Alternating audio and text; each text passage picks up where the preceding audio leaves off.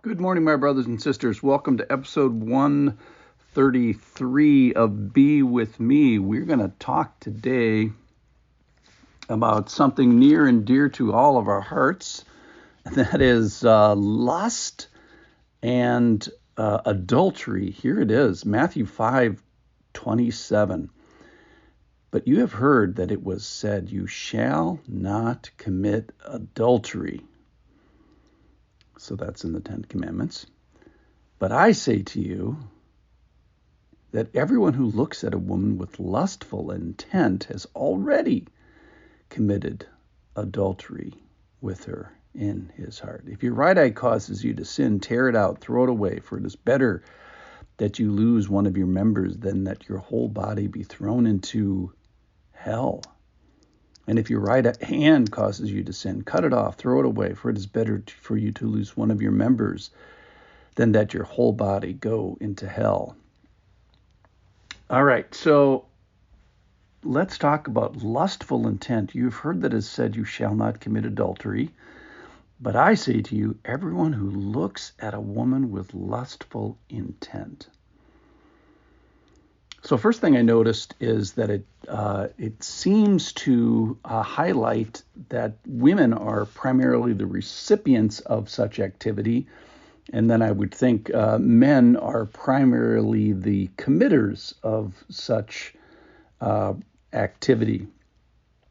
And the question that is being asked is, what do we do with our sexual engine? So starting is we have sexual engines. Where did we get them? Well, we're created beings. God has made us sexual creatures. And the interesting thing here, as we get started on it, is that looking with your eyeballs can lead to lustful intent. That is, your eyeballs can cause you to start the path towards lustful intent. So there's eyeballs plus a mental process can equal lustful intent. But of interest, you actually don't even need your eyeballs. This could happen even with a blind person. That is, your mind's eye plus a mental process can end up with lustful intent. So your eyes may have something to do with this, or your head may have something to do with this. So what is adultery? What is lust? It is taking something or even receiving something that is not yours. So it can be taking something that is not yours to take, which is someone else's spouse or someone else's future spouse.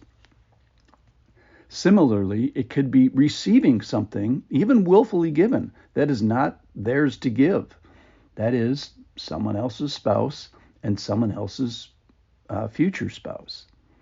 So the point here is that we have sexual agency, and that's, part of this is great news, that you have sexual agency and you have zipper agency and you have a sexual engine agency that the Lord has entrusted with you. Now, does that mean that you're free to do anything?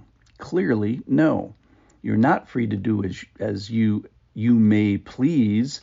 And so we ask the question, is my body my own? Well, yes, but not completely, not exactly. That is, the Lord has to reign in lordship here. That is, we are created by Him, created for Him.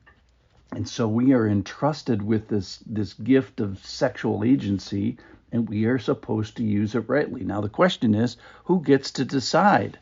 So the disturbing part of this passage is, well, God has already put limitations on lustful intent. That is, in the Ten Commandments, thou shalt not commit adultery, in Exodus chapter 20. But then the bar gets lowered so far down here. Jesus says, but here's what I really mean by that. But I say to you, verse 28, so who gets to decide? First of all, it's not you, so that's uncomfortable. That we have a governor, we have a controller And part of it is us. Obviously, we have self-agency and self-mastery, but then we have the author of this whole process of sexuality coming down and saying, I want to, I make the rules, essentially, which, of course, I don't like that. So what happens then? So the end of this passage is, if you have lustful intent, essentially you're committing adultery. Well, let's think about what happens, the consequences of adultery. First of all, you end up with destroyed families.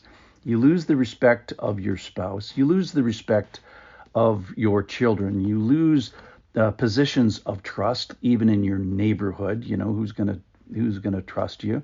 You lose positions of trust in your church. It ends up with financial ruin. You at least divide your assets in half, because you end up frequently in a divorce situation. And then the other thing is just exactly what you're going for with this, which is sexual connection. It actually ends up making you more sexually isolated. You end up with loneliness. So if we ever really thought about the consequences of our lustful intent and leading to adultery, that is a short-term pleasure for a long-term harm, we probably would never do it. We wouldn't risk the destruction that it usually ensues. So committing adultery may not destroy what you have, but it certainly never helped anybody. It never ended up on the positive side. All right, so let's take this home here. So God has created beautiful people. And why? It's for their spouse to enjoy. We've been given sexual engines by the Lord for pleasure and enjoyment within the boundaries of marriage. And our sexual engines, who is it governed by? A little bit by me, but also God makes some rules here. Certainly we should be taking care, and great care, with what goes on with our bodies, but also this passage says take great care with what goes on into your head. And let's change our lustful intent to our loving intent, and use that for within our marriages, for the pleasure of our spouse, for the practicing of love, and for utilizing the gift in the way that He has determined this. Nobody wants to do this wrong. Probably we all have done this wrong, and let's try to do it right today. So let's work on avoiding lustful intent, and let's use it to change to loving intent. Thanks for listening. I'll see you tomorrow.